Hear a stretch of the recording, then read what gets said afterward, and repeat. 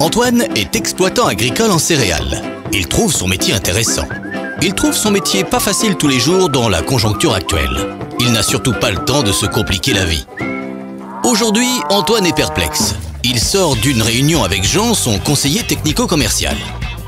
Jean lui a parlé d'un produit qui permettrait aux cultures de mieux absorber l'azote, le balsamo. C'est sûr que ça peut l'intéresser, mais les protocoles compliqués et les poudres miracles, très peu pour lui, il a déjà donné.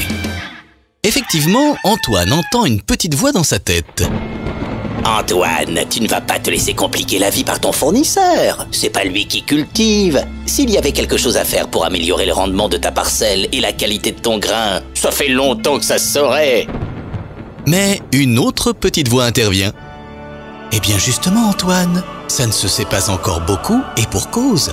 Le balsamo est issu d'un brevet français développé en marge des grands groupes industriels.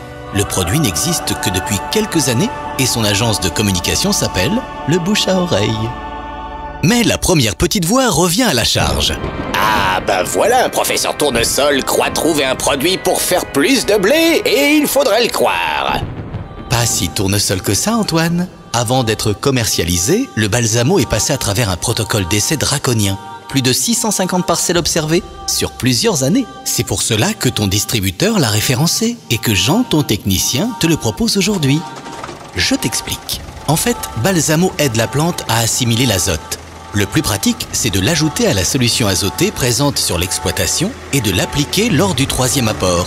Comme ça, tu n'as même pas besoin de faire un passage supplémentaire. En plus, tu pourras obtenir d'aussi bons résultats tout en baissant ta quantité d'apport en azote. Tu peux aussi l'utiliser en 4e apport, en post-épiaison, si tu cibles les protéines.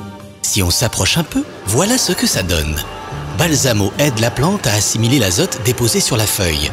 Balsamo aide la plante à transformer cet azote en glutamine qui va être acheminé vers le grain et donner des protéines. Résultat, tu augmentes ton rendement et ton taux de protéines de 5 à 10%. Cette technique va t'apporter l'assurance de produire du blé en catégorie meunier, même sur tes parcelles qui peinent un peu. Bon, on récapitule. Tu augmentes ton rendement de 3 à 6 quintaux par hectare, soit un gain financier par hectare de 60 à 120 €. Si tu es dans un circuit de vente qui valorise ton taux de protéines, tu ajoutes encore entre 35 € et 45 € de gain par hectare.